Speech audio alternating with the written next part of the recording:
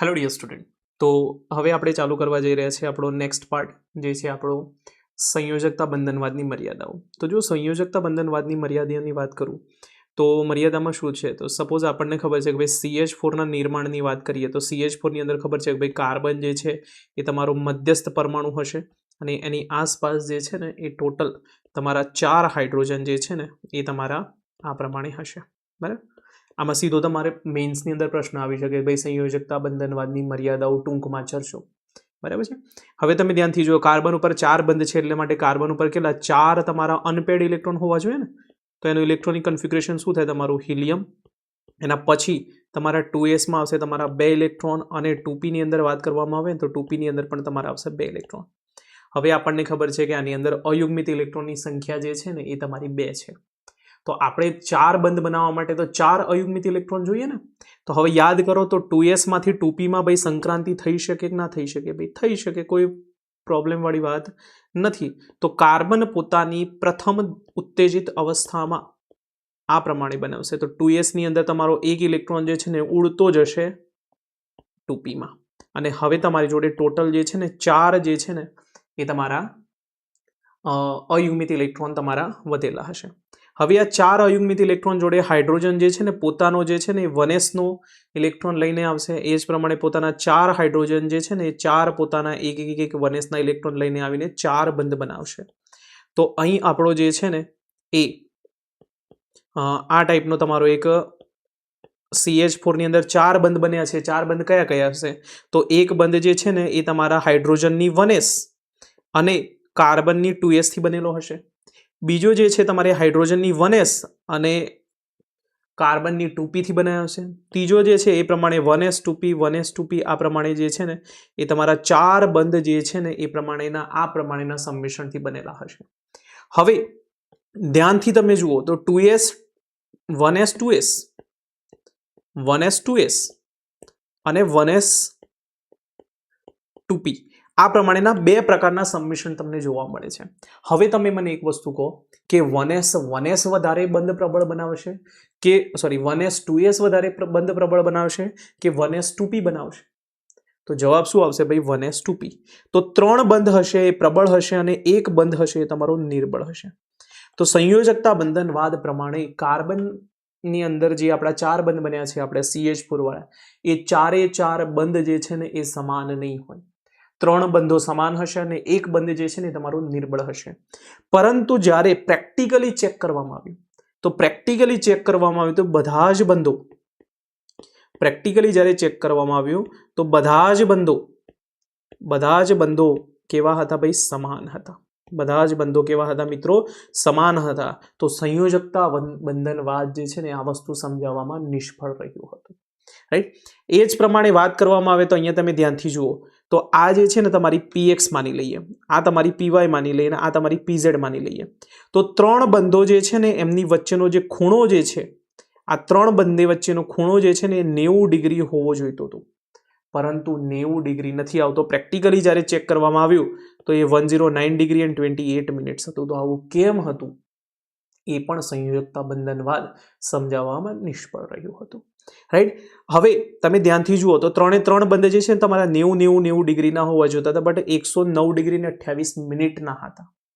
તો આ તો સમજાવવામાં નિષ્ફળ રહ્યું. આના સાથે સાથે બીજી એક વસ્તુ કે ભાઈ ઓક્સિજન છે ને O2, તો O2 જે છે ને એ તમારો પ્રતિચુંબકીય સંયોજકતા બંધનવાદ પ્રમાણે અકોર્ડિંગ ટુ VBT તમારો પ્રતિચુંબકીય હોવો જોઈએ. કેમ? કેમ કે એની અંદર જુઓ ઓક્સિજનની વાત કરવામાં આવે તો ઓક્સિજનનું ઇલેક્ટ્રોનિક કન્ફિગ્યુરેશન શું થશે મિત્રો? તો હિલિયમ હશે. પછી અહીંયા તમારા 2sમાં તમારા 2 ઇલેક્ટ્રોન હશે અને 2pની અંદર વાત કરવામાં આવે તો 2pની અંદર તમારા 4 ઇલેક્ટ્રોન હશે. આ પ્રમાણે હશે. આ જ રીતે બીજો ઓક્સિજન હશે એની જોડે પણ આ જ પ્રમાણે હશે ને. તો બીજો ઓક્સિજન હશે એના ઇલેક્ટ્રોનને હું થોડા ઉલટા લગાવી દઉં. રાઈટ. તો હવે થશે શું? તો આ જે તમારો ઇલેક્ટ્રોન જે છે ને આ ઇલેક્ટ્રોન આના સાથે બંધ બનાવશે. આ જે ઇલેક્ટ્રોન જે છે એ તમે આ બંને એકબીજા સાથે બંધ બનાવશે. તો તમે ધ્યાનથી જો આ એક બંધ બની ગયો. એ જ રીતે આ જે છે ને બીજો પણ બંધ બન્યો. તો ઓક્સિજન વચ્ચે ડબલ બોન્ડ હશે. ભાઈ વાત તો સાચી છે, ઓક્સિજન વચ્ચે ડબલ બોન્ડ હોય છે. પરંતુ તમે ધ્યાનથી જુઓ, એક પણ અયુગ્મિત ઇલેક્ટ્રોન નથી, તો બધા જ જે છે તમારા યુગ્મિત ઇલેક્ટ્રોન છે. બધા જ કેવા છે? તમારા યુગ્મિત ઇલેક્ટ્રોન. અને જ્યારે બધા જ યુગ્મિત હશે તો સંયોજકતા બંધનવાદ પ્રમાણે ઓક્સિજન જે છે ને એ તમારો પ્રતિચુંબકીય હોવો જોઈએ. પરંતુ મિત્રો જ્યારે એક્સપેરિમેન્ટ કરવામાં આવ્યો ને ત્યારે ખબર પડી કે ભાઈ આ તો અનુચુંબકીય છે. કેવો છે તમારો? અનુચુંબકીય છે મિત્રો. તો O2 જે છે એ તમારો પ્રતિચુંબકીય નહીં પરંતુ અનુચુંબકીય નીકળ્યો પ્રેક્ટિકલી. અનુચુંબકીય મતલબ પેરામેગ્નેટિક. અનુચુંબકીય મતલબ પેરામેગ્નેટિક અને પ્રતિચુંબકીય મતલબ જે છે એ તમારું ડાયામેગ્નેટિક. તો આ વસ્તુ જે છે ને એ પણ સંયોજકતા બંધનવાદ સમજાવવામાં નિષ્ફળ રહ્યું. આના સિવાય પણ કેટલીક મર્યાદાઓ હતી, જેવી કે ભાઈ કેમ આ જે છે ને એ તમારો શું કહેવાય, આકાર જે છે એ કેવો હોય. લાઈક આપણે વાત કરીએ CH4 તો સમચતુષ્ફલકીય હોય છે, પરંતુ VBT જે છે એ કોઈ પણ પ્રકારના આકારની કોઈ પણ ચર્ચા કરતું નથી. તો આ પણ એની એક નિષ્ફળતા સાબિત થઈ. તો મિત્રો સંયોજકતા બંધનવાદની મર્યાદાઓને પૂર્ણ કરવા માટે એક નવો કોન્સેપ્ટ બિલ્ડ કરવામાં આવ્યો, જેનું નામ હતું સંકરણ. તો અલગ અલગ વૈજ્ઞાનિકોએ જે સંયોજકતા બંધનવાદની મર્યાદાઓ હતી ને મર્યાદાઓ પૂરી કરવા માટે એક નવો કોન્સેપ્ટ આપ્યો. આ જે નવો કોન્સેપ્ટ આપ્યો એનું નામ આપ્યું સંકરણ. તો આ જે સંકરણ જે છે ને પાઉલિંગ અને એના સાથેના સાથી વૈજ્ઞાનિકો હતા. તો પાઉલિંગ એન્ડ સ્લેટર અને અન્ય વૈજ્ઞાનિકોએ મળીને આ જે સંયોજકતા બંધનવાદ હતો એને વધુમાં વિકસ્યો. તો આ જે સંકરણ છે ને એ જે છે ને તમારું એ મિક્સિંગ ઓફ એટોમિક ઓર્બિટલ્સ ઉપર આધાર રાખે છે. મિક્સિંગ ઓફ એટોમિક ઓર્બિટલ્સ મતલબ પરમાણુવીય કક્ષકોના સંમિશ્રણ પર આધાર રાખે છે. તો આની અંદર એવું કહેવામાં આવ્યું કે સંકરણ ક્યારે થાય? તો હું તમને ઉદાહરણ આપું CH4 નું. તો CH4 માં આપણને ખબર છે કે 2s નો એક ઇલેક્ટ્રોન જે છે ને એ 2p માં ઓલરેડી જતો રહ્યો છે. અને હવે હું અહીંયા જો સીધો જ બંધ બનાવું છું, અહીંયા હું સીધા બંધ બનાવું છું, તો ચારે ચાર બંધ સમાન રહેવાના નથી, બંધની પ્રબળતા પણ સમાન રહેવાની નથી. તો આ જે મેઇન પ્રોબ્લેમ હતો એનું સોલ્યુશન લાવવા માટે વૈજ્ઞાનિકોએ શું કર્યું? તો વૈજ્ઞાનિકોએ એવું કીધું કે સૌથી પહેલા આ જે કક્ષકો છે ને એનું સંમિશ્રણ થશે. તો પરમાણુવીય કક્ષકોનું સૌથી પહેલા શું થશે? તમારું સંમિશ્રણ થશે. હવે સંમિશ્રણ માટે છે ને કેટલીક કન્ડિશન છે કે ભાઈ સંમિશ્રણ કોણ કરી શકે? તો યાદ રાખવાનું કે સમાન આકારની અથવા શક્તિનો ખૂબ જ ઓછો તફાવત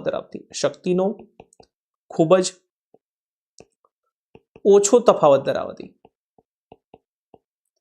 બે કે તેથી વધુ પરમાણુવીય કક્ષકોના સંમિશ્રણથી સમાન આકાર, સમાન શક્તિ ધરાવતી તેટલી જ માત્રાની નવી કક્ષકો જે ઉત્પન્ન થાય છે. આ જે નવી કક્ષકો છે એને સંકૃત કક્ષકો કહેવાય છે. અને આ જે ઘટના છે એ ઘટનાને સંકરણ કહેવામાં આવે છે. આ વ્યાખ્યા મને હજુ પણ યાદ છે કે મારા જે કેમિસ્ટ્રીના જે સર હતા ને RS દેવડા સર, એમને આ જ વ્યાખ્યા બોલી હતી, ડિટ્ટો લાઈન બાય લાઈન. હજુ પણ મને આ વ્યાખ્યા યાદ છે. તો સંકરણની વાત કરવામાં આવે તો એ શું છે? તો પરમાણુ કક્ષકોના સંમિશ્રણથી સમાન આકાર કે સમાન શક્તિ ધરાવતી તેટલી જે માત્રાની નવી કક્ષકો જે ઉત્પન્ન થાય છે, આ જે નવી કક્ષકો જે ઉત્પન્ન થઈ એ નવી કક્ષકોને કહેવામાં આવે છે સંકૃત કક્ષકો. અને આ જે ઘટના છે એને સંકરણ કહેવામાં આવે છે. તો અહીંયા તમે ધ્યાનથી જુઓ, એક તમારી 2s હતી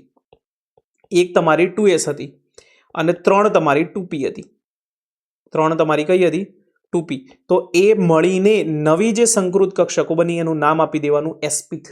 શું નામ આપી દેવાનું મિત્રો? sp3. અને sp3 કેટલી બનશે? તો પહેલા એક s હતી ને 3 p હતી, તો ટોટલ કેટલી હતી તમારી? 4. તો અહીંયા જે નવી જે સંકૃત કક્ષકો બનશે કેટલી બનશે મિત્રો? 4. હવે આમાંથી પ્રશ્ન કેવો આવે છે કે ભાઈ 1s અને 3d મિક્સ થાય? તો જવાબ છે ના. કેમ કે શક્તિનો ખૂબ જ ઓછો તફાવત નથી.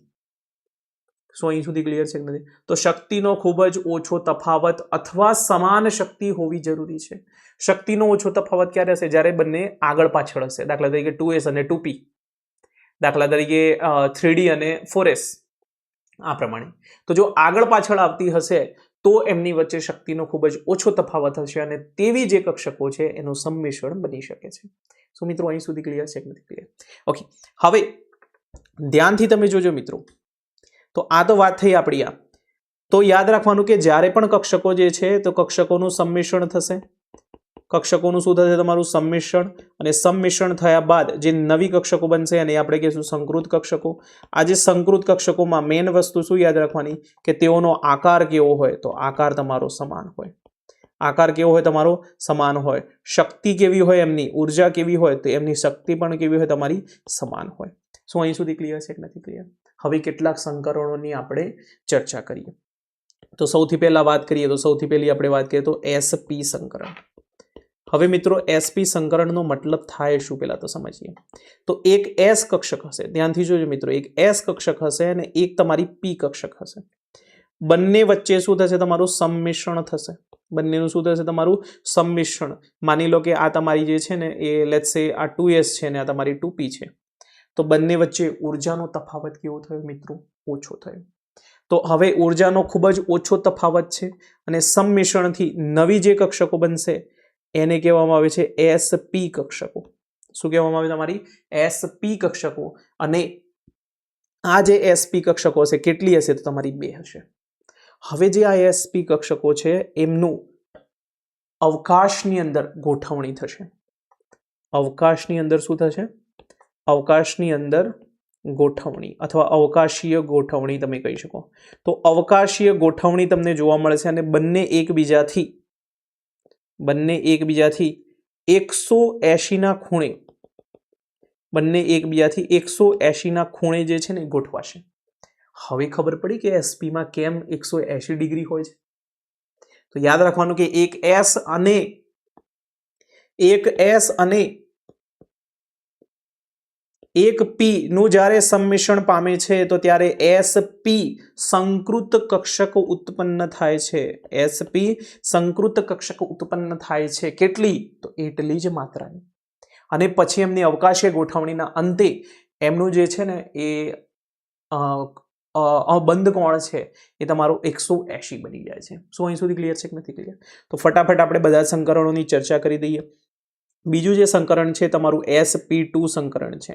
તો sp2 ની અંદર વાત કરવામાં આવે તો એક તમારો s હશે, એક તમારું માની લો કે px હશે અને એક માની લો કે py હશે. એવું જરૂરી નથી કે x અને y જ હોય ભાઈ, y અને z પણ હોય, x અને z પણ હોય, કોઈ ફરક નથી પડતો. હવે બધાનું થઈને શું થશે? તો બધાનું થશે તમારું સંમિશ્રણ. બધાનું શું થાય તમારું સંમિશ્રણ. તો સંમિશ્રણ થઈને કેવી સંકૃત કક્ષક બનશે? તો આવી જ બનશે ભાઈ, આકાર સમાન જ હોય. બધી સંકૃત કક્ષકોનો આકાર સમાન હોય, ખાલી sp અને sp2 બંને સંકૃત કક્ષકનો આકાર દેખાવમાં સમાન હશે પણ એમની ઉર્જા ખાલી અલગ હશે. તો કેટલી ભાઈ બની? તો કેટલી બનશે? તો 3 બનશે. આ જે ત્રણેય છે ને ત્રણેય સંકૃત કક્ષકોનો આકાર સમાન હશે. આકાર કેવો છે તમારો? સમાન. ઉર્જા કેવી હશે તમારી? સમાન. બરાબર છે. પણ એમની જ્યારે અવકાશીય ગોઠવણી કરવામાં આવશે, અવકાશીય ગોઠવણી, તો અવકાશીય ગોઠવણી કરવામાં આવશે તો હવે ત્રણેય જે છે ને એ 120 ડિગ્રીએ આ પ્રમાણે ગોઠવાઈ જશે. બરાબર છે. ત્રણેય આ પ્રમાણે 120 ડિગ્રીએ જે છે ને એ ગોઠવાઈ જશે અને એના કારણે sp2 ની અંદર જે છે ને એ તમારો 120 ડિગ્રીનો ખૂણો આવેલો હોય છે. શું અહીં સુધી ક્લિયર છે કે નથી ક્લિયર? અને જો આકારની વાત કરવામાં આવે તો એ શું આવે તમારો આકાર? સમતલીય ત્રિકોણ આકાર હોય. કેવો હોય તમારો? સમતલીય ત્રિકોણ આકાર હોય. જો sp ની અંદર વાત કરવામાં આવે તો sp ની અંદર કેવો હોય તમારો? રેખીય. કેવો હોય તમારો? રેખીય આકાર હોય. તો એક આ યાદ રાખવાનો, ખૂણો યાદ રાખવાનો અને એનો જે છે ને એ ભૂમિતિ યાદ રાખવાની કે ભાઈ ત્રિકોણ આકાર તમને જોવા મળે છે. એ જ રીતે વાત કરવામાં આવે એક s 3p. હવે આપણે દોરતા નથી બધાનું, ડાયરેક્ટ લખી દઈએ. s 3p અને એનાથી બનશે 4sp3 અને 4sp3 જે છે ને આ પ્રમાણે સમચતુષ્ફલકીય આકાર પ્રમાણે ગોઠવાઈ જશે. તો અહીંયા તમારી sp3 આ 4sp3 જે છે ને એ તમારા સમચતુષ્ફલકીય આકારમાં ગોઠવાઈ જશે અને બંધ કોણની વાત કરવામાં આવે તો બંધ કોણ થઈ જશે 109 ડિગ્રી એન્ડ 28 મિનિટ્સ અને આકારની વાત કરવામાં આવે તો આવશે તમારો સમચતુષ્ફલકીય. શું અહીં સુધી ક્લિયર છે કે નથી ક્લિયર? ઓકે. એ જ રીતે વાત કરવામાં એક s હોય, 3p હોય અને એક d હોય. હવે ક્વેશ્ચન એ આવે છે કે અહીં કયું સંકરણ બનશે? તો અહીંયા તમારે બનશે sp3d. કેટલી સંકૃત કક્ષકો હશે? 5. હવે આ 5 સંકૃત કક્ષકોનો આકાર કેવો હશે? સમાન. ઉર્જા કેવી હશે? સમાન. તો આ બધું તમારે ખાસ જોવાનું. ઓકે. હવે એક પ્રશ્ન પૂછાય છે કે ભાઈ આ sp3d ની અંદર આ d કયું હોય છે? તો ખાસ યાદ રાખજો કે આ dz² હોય. કઈ હોય? dz². આ ભાઈ ભૂલતા નહીં બિલકુલ. મોસ્ટ આઈએમપી પ્રશ્ન છે પ્રિલિમ્સ માટે. તો sp3d ની અંદર કઈ તમારી d કક્ષક હોય? તો dz². કઈ હોય? dz². હવે આમનો આકાર જે છે ને એ આ પ્રમાણે ગોઠવાઈ જાય. બરાબર છે? તો આ તમારું ત્રિકોણીય છે અને એક ઉપર પિરામિડ બને, એક નીચે પિરામિડ બને, એટલે આને કહેવામાં આવે છે ત્રિકોણીય દ્વિપિરામિડલ. આ જે છે ને આને કહેવાય તમારું ત્રિકોણીય દ્વિપિરામિડલ. ત્રિકોણીય દ્વિપિરામિડલ આને કહેવામાં આવે છે, જેને આપણે શોર્ટમાં કહેશું ટ્રાયગોનલ બાયપિરામિડલ, TBP. અને શોર્ટમાં શું કહેશું આપણે? ત્રિકોણીય દ્વિપિરામિડલ ટ્રાયગોનલ બાયપિરામિડલ, TBP. હવે જો બંધ કોણની વાત કરવામાં આવે ને તો અહીંયા ધ્યાનથી જોજો. આ જે 3 બંધો જે છે ને એ તમારા ઇક્વિટોરિયલ પોઝિશન કહેવાય. આ જે 3 પોઝિશન છે એને તમારે કહેવાય ઇક્વિટોરિયલ પોઝિશન, અને આ જે ઉપરવાળી પોઝિશન છે ને તમારે એક્સિયલ પોઝિશન કહેવાય. તો આ એક્સિયલ પોઝિશન જે છે એટલે કે અક્ષીય પોઝિશન, અને આ વિષુવવૃત્તીય પોઝિશન. તો આને યાદ રાખવાનું કે આ જે 3 છે ને ત્રિકોણવાળા, તો એનો ખૂણો હોય તમારો 120 ડિગ્રી, અને આ જે ઉપરવાળા જે છે બંને એની વચ્ચેનો જે ખૂણો છે તમારો 180, અને આ એક ઉપરવાળો ને એક નીચેવાળો, તો એનો જે છે ને એ જે છે તમારો 90 ડિગ્રી. તો હવે એવું પૂછવામાં આવે કે ભાઈ ઇક્વિટોરિયલ વચ્ચેનો બંધ કોણ કેટલો હશે? તો 2 ઇક્વિટોરિયલ વચ્ચે, તો ભાઈ ત્રિકોણના 3 ખૂણામાં આમ જોવામાં આવે કેટલો હોય? 120. તો તમારો થઈ ગયો 120 ડિગ્રી. એક ઇક્વિટોરિયલ અને એક એક્સિયલ કેટલો હોય? તો થીટા ભાઈ 90 ડિગ્રી.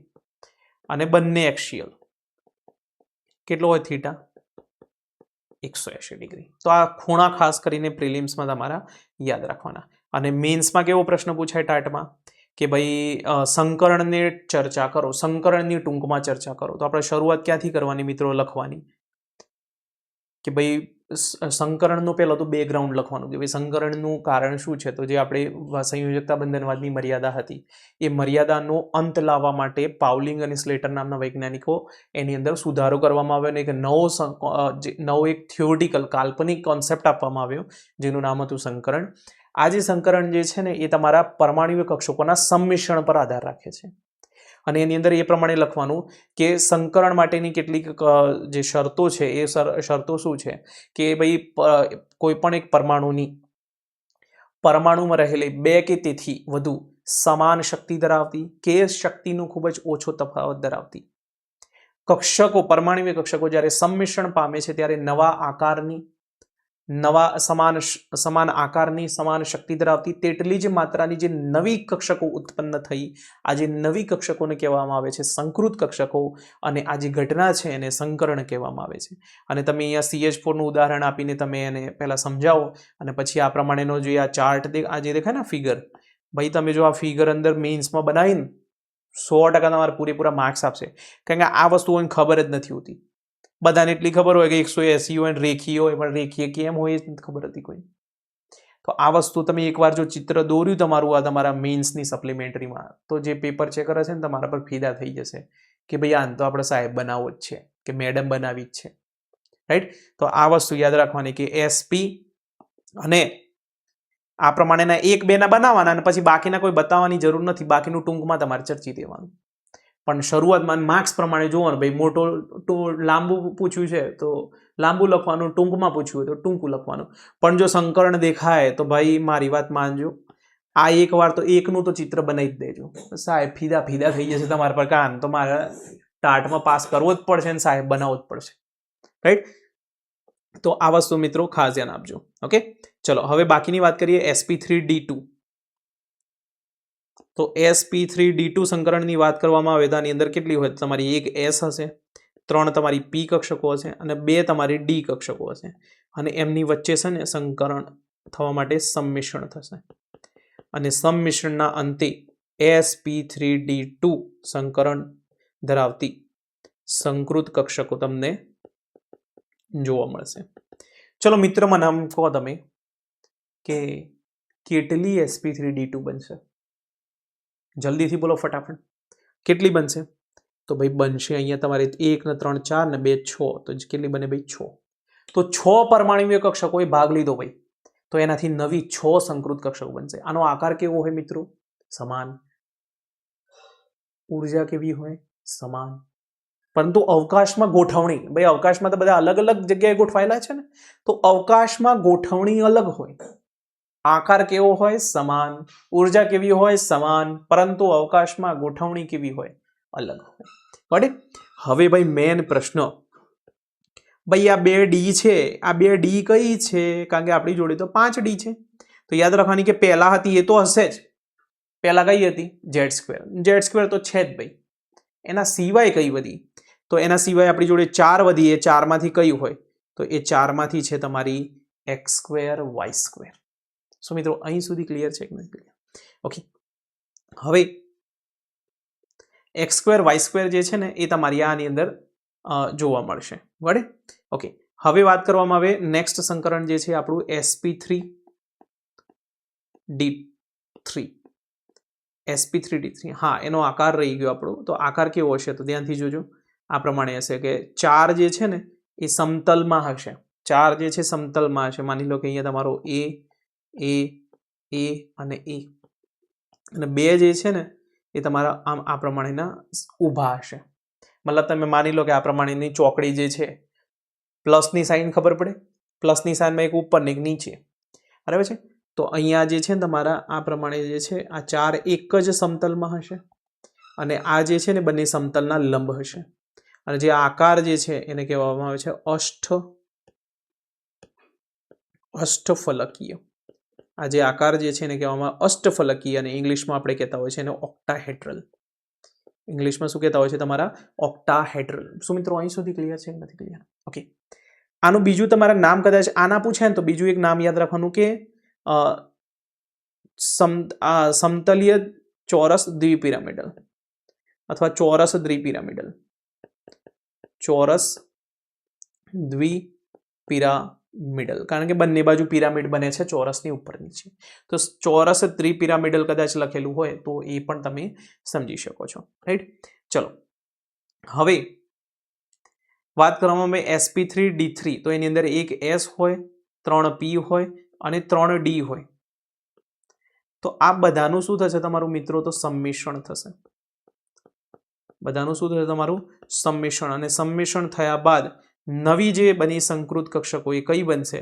તો sp3d3 બનશે. ચલો મિત્રો જણાવો મને કઈ હશે આ sp3d3? કઈ હશે આ? તો એ કઈ હશે મિત્રો તમારી? કેટલી હશે? તો કેટલી હશે? તો તમારી 7 હશે.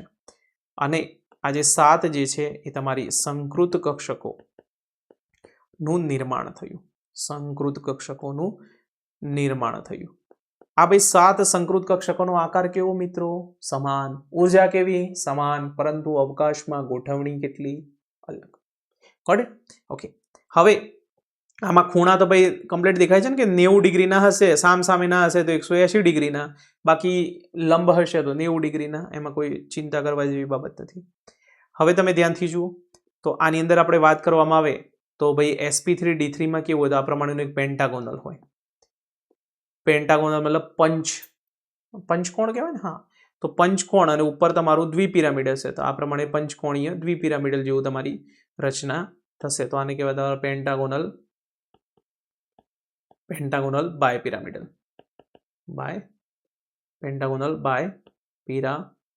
પંચકોણ. રાઈટ. તો આ પેન્ટાગોનલ બાયપિરામિડલ તમને રચના અહીંયા તમને જોવા મળશે. શું મિત્રો અહીં સુધી ક્લિયર છે કે નથી ક્લિયર? હવે આ તો મેં સંકરણ તમને સમજાવી દીધું. હવે તમારે એનસીઈઆરટી માંથી કેટલું વાંચવાનું? ફટાફટ હવે એનસીઈઆરટી ખોલો. ફટાફટ તમે એનસીઈઆરટી ખોલો. હું તમને એનસીઈઆરટી માંથી કહું ને એટલું તમારે વાંચી લેવાનું. જો મેં લાસ્ટ લેક્ચરમાં મિત્રો તમે કીધું હતું ને કે આટલું આ જે છે ને એની ચર્ચા આ જે છે ને એની મર્યાદા છે. તો આજે મેં તમને મર્યાદા બતાવી ને આ મર્યાદા તમારે પહેલા આટલી વાંચી લેવાની. બરાબર. મર્યાદાનું પૂરું થાય એના પછી સંકરણ અહીંથી ચાલુ કરવાનું. આ સંકરણની જે છે ને આ જે મુખ્ય મુદ્દા જે છે ને એ તમારે એકવાર વાંચી લેવાના. પછી એના પછી આ સંકરણના પ્રકારો વાંચી લેવાના. હવે જો એક ટૂંકમાં છે ને તમને આ મુદ્દાઓ હું તમને સમજાવી દઉં જે એનસીઈઆરટીમાં આપ્યા છે એ પ્રમાણે. તો જો સંકૃત કક્ષકો સંખ્યા સંકરણ પામતી પરમાણ્વીય કક્ષકોની બરાબર હોય. આપણે કીધું ને ભાઈ કે ભાઈ સમાન કક્ષાની સમાન માત્રામાં જ ઉત્પન્ન થાય. એના પછી સંકૃત કક્ષકો હંમેશા સમતુલ્ય ઉર્જાવાળી અને આકારવાળી હોય. ઉર્જા અને આકાર કેવો હોય ભાઈ? સમાન. શુદ્ધ પરમાણ્વીય કક્ષકો કરતાં સંકૃત કક્ષકો સ્થાયી અને બંધની રચનામાં વધુ અસરકારક છે. આ મુદ્દો ખાસ યાદ રાખજો ભાઈ. ભાઈ આપણે સંકરણ શા માટે કર્યું? ભાઈ સારી પ્રોપર્ટી માટે. ભાઈ દેશી ગાયો તો હતી તો શંકર ગાયો શું કામ લાયા? સિમ્પલ વસ્તુ છે કે ભાઈ દેશી ગાય કરતાં શંકર ગાય વધારે દૂધ આપે છે એટલા માટે. તો પરમાણ્વીય કક્ષકો હતી આપણી જોડે શુદ્ધ દેશી ગાય પણ છે. તેમ છતાં પણ આપણા તબેલામાં વધારે ગાયો કઈ હોય? શંકર ગાયો. તો યાદ રાખવાનું કે ભાઈ શુદ્ધ પરમાણ્વીય કક્ષકો હતી તેમ છતાં પણ આપણે સંકૃત કક્ષકો બનાવી. કેમ? કેમ કે સંકૃત કક્ષકો સારી રીતે બંધ બનાવી શકે છે, વધારે દૂધ આપી શકે છે. રાઈટ? એવી રીતે યાદ રાખવાનું. ઓકે, તો એક આ વસ્તુ તમારે ખાસ યાદ રાખવાની. બીજી, સંકૃત કક્ષકો અવકાશમાં એવી રીતે અમુક પસંદ કરેલ દિશાત્મક હોય જેથી સ્થાયી ગોઠવણી અને ઇલેક્ટ્રોન યુગ્મ વચ્ચે નિમ્ન અપાકર્ષણ થાય. આથી સંકરણનો પ્રકાર અણુની ભૂમિતિ બજાવે. ભાઈ જુઓ કેટલી ખતરનાક ભાષા આપી છે એનસીઈઆરટીમાં. ના ખબર પડે ભાઈ એનસીઈઆરટી ડાયરેક્ટ વાંચવાથી. તો હવે હું તમને સમજાવું કેવી રીતે છે. તો ભાઈ આની અંદર આ જે સંકૃત કક્ષકો છે ને એમનો એક ફિક્સ છે ભાઈ કે ભાઈ આની અંદર પણ ઇલેક્ટ્રોન હશે, આની અંદર તો ઇલેક્ટ્રોન વચ્ચે શું થાય? અપાકર્ષણ થાય ને. તો બે હતી તો બે મેક્સિમમ ડિસ્ટન્સમાં રહેવાનો પ્રયત્ન કરે. તો ધ્યાનથી જુઓ, બંને જે છે અહીંયા આમ રાખ્યું હોત તેમની વચ્ચે અપાકર્ષણ થત, પણ અહીં જે અપાકર્ષણ છે ને ન્યૂનતમ હશે અને એના કારણે એસપીની અંદર રેખીય આકાર હોય છે. કરેક્ટ? હવે શરતો શું છે? તો ભાઈ તો શરતો શું છે? તો પરમાણુની સંયોજકતા કક્ષામાં રહેલ પરમાણુય જે છે ને એ સંકરણમાં ભાગ લે. ભાઈ ખબર છે બંધ ક્યાં બને? તો બંધ બનાવવા માટે જે બહારની કક્ષામાં આવેલા ઇલેક્ટ્રોન છે ને એ જ બંધ બનાવે. તો સંકરણ પણ કોણ કરે ભાઈ? તો બહારવાળા જ કરે ને ભાઈ. સંકરણ અનુભવતી કક્ષકો લગભગ સમાન ઉર્જાની હોવી જોઈએ. મેં તમને કીધું હતું કે ભાઈ 1s જે છે ને એ સીધું 3D સાથે ના કરી શકે. 1s જે સીધું 5p સાથે ના કરી શકે. તો ઉર્જાનો જે તફાવત છે ને એ એમની વચ્ચે ઓછો હોવો જોઈએ, અથવા પોસિબલ હોય તો સેમ હોવો જોઈએ. દાખલા તરીકે 2s અને 2p, તો ઉર્જાનો તફાવત ઓછો છે. એની અંદર બાકીની જે 3 2p છે ને એમનો તો ઉર્જા સમાન જ છે ને ભાઈ. તો એક આ વસ્તુ યાદ રાખો.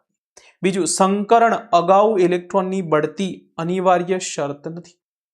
બરાબર છે? સંકરણ અગાઉ ઇલેક્ટ્રોનની બઢતી અનિવાર્ય નથી. મતલબ એની અંદર આપણે જે છે ને ઇલેક્ટ્રોન આજે એક્સાઇટેશન કર્યું હતું ને એવું કંઈ જરૂરી નથી. એ પહેલાથી જ એક્સાઇટેશન કરાયેલું જ રાખવાનું ભાઈ. એવું જરૂરી નથી કે અર્ધપૂર્ણ કક્ષકમાં સંકરણમાં ભાગ લે. કેટલીક સંયોજકતા પૂર્ણ. હવે આ જો મહત્વનો મુદ્દો ભાઈ, સંકરણ માટે તમારી ખાલી કક્ષક પણ હોય, ભરેલી કક્ષક પણ ભાગ લઈ શકે અને અર્ધપૂર્ણ પણ ભાગ લઈ શકે. તો ભાઈ આવું એનસીઈઆરટી પ્રમાણે ગોખતા નહીં ને તો ભૂલી જશો. કેવી રીતે યાદ રાખવાનું કે સંકરણ જે છે એમાં કઈ કઈ પરમાણ્વીય કક્ષક ભાગ લે? કે જેની અંદર ઇલેક્ટ્રોન ભરેલો પણ છે એ પણ કરી લે, ખાલી છે એ પણ કરે, અને જે અર્ધપૂર્ણ છે એ પણ કરી શકે. તો આ તો બધું છે ને ડિટેલમાં આપણે આગળ હું તમને જ્યારે ઉદાહરણ આપીશ ને એની અંદર સમજાવીશ. બરાબર છે ને? આ સંકરણના આકાર જે છે ને એકવાર તમે અહીંયા જોઈ લેજો. આ બાકીના આ બધા આકાર ના જોતા ભાઈ, આ BeCl2 ને બધું ના કરતા. એ બધું હું તમને સમજાવીશ. બરાબર છે? નેક્સ્ટ વિડીયો લેક્ચરની અંદર. તો આ બધું ખાલી એક વાર જોઈ લેજો. અને હું તો તમને એટલું કહું છું કે લેક્ચરમાં ધ્યાન આપજો ને. તો એનસીઈઆરટી નહીં વાંચો ને એક સમયે તો પણ ચાલશે. લેક્ચર પ્રમાણે તમારી ભાષામાં નોટ્સ બનાવજો. કારણ કે મેન્સમાં એનસીઈઆરટીનું ગોખેલું લખવાનો કોઈ મતલબ નથી અને યાદ બી નહીં રહે ભાઈ. પડી ખબર? ગોખેલું લખવાથી તમને યાદ પણ નહીં રહે. આ વસ્તુ ખાસ યાદ રાખજો. તો દરેક વસ્તુ હું તમને આગળ સમજાવીશ. ખાલી તમે આજના પૂરતું શું કરજો, તો આજના પૂરતું ખાલી આ સંકરણનું શું છે એ વાંચી લો અને આને તમારી ભાષામાં છે ને મેન્સની એક નાનકડી નોટ્સ બનાવી લો. સંકરણ વિશે ટૂંકમાં ચર્ચા કરો અને આ સંયોજકતા બંધનવાદની મર્યાદા જે છે ને ટૂંકમાં ચર્ચો આવો એક મેન્સમાં મસ્ત નાનકડો એક ક્વેશ્ચન લખી દો મેન્સના ચોપડામાં. બરાબર છે? ચલો તો હવે મળીએ આપણે નેક્સ્ટ વિડીયો લેક્ચરની અંદર, જેની અંદર આપણે ડિટેલમાં સંકરણ કેવી રીતે નીકળવાનું સીધી ટ્રિક્સથી જ કરશું ભાઈ. આપણી જોડે એકવાર ટ્રિક્સ આવડી ગઈ ને પછી ફટાફટ જવાબ આવશે. બરાબર છે? તો નેક્સ્ટ લેક્ચરની અંદર આપણે સંકરણ કેવી રીતે નીકાળવાનું કોઈ પણ અણુમાં એ દરેક વસ્તુ ચર્ચા કરીશું. ચલો તો મળીએ હવે નેક્સ્ટ વિડીયો લેક્ચર સાથે.